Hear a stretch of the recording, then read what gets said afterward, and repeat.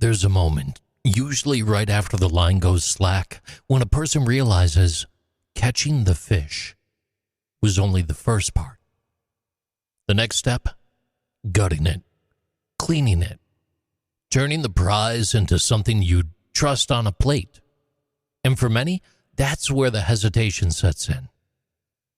For thousands of years across rivers, oceans, and coastlines, cleaning fish wasn't a chore. It was a survival ritual.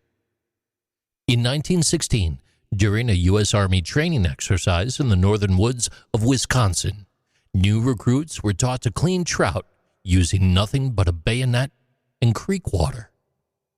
The military saw it as essential because a soldier without a mess kit, if properly trained, could still feed themselves. That's not ancient history. It's a practical skill, passed forward.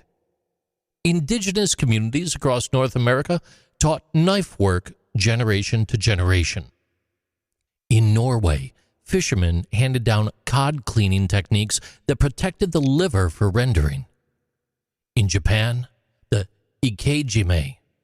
It's a method that emerged to preserve flavor by humanely disabling the fish's nervous system within seconds of capture.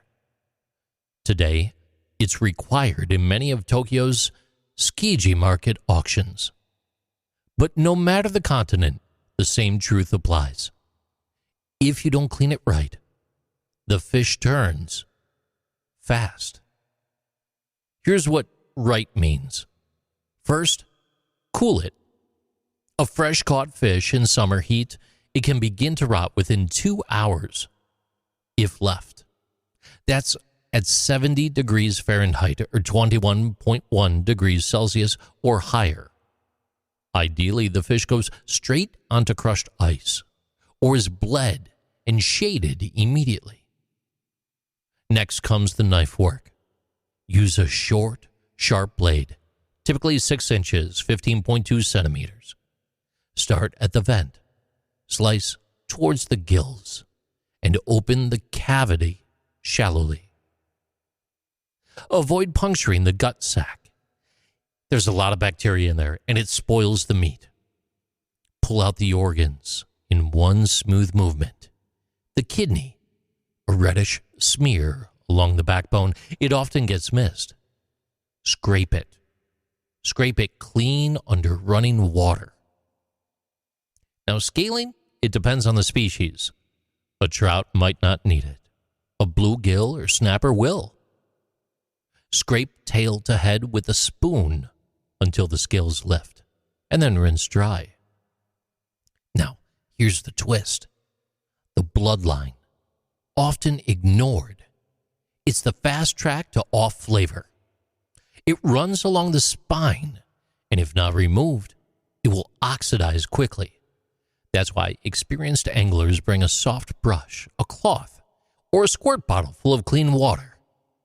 You're not just removing blood, you're protecting the taste and the shelf life.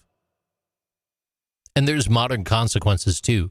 Culinary schools now teach fish cleaning as a sustainability issue. A poorly cleaned fish gets thrown out much faster.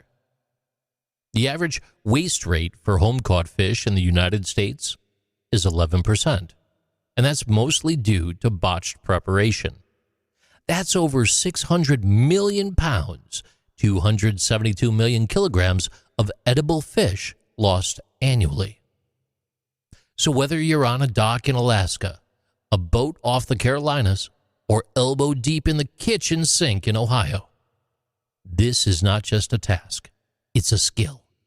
It's a skill that reminds us of how food used to require precision and not packaging.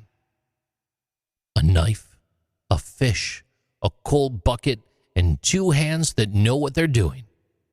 They're not tools of convenience. They're tools of competence. These are Interesting Things with JC.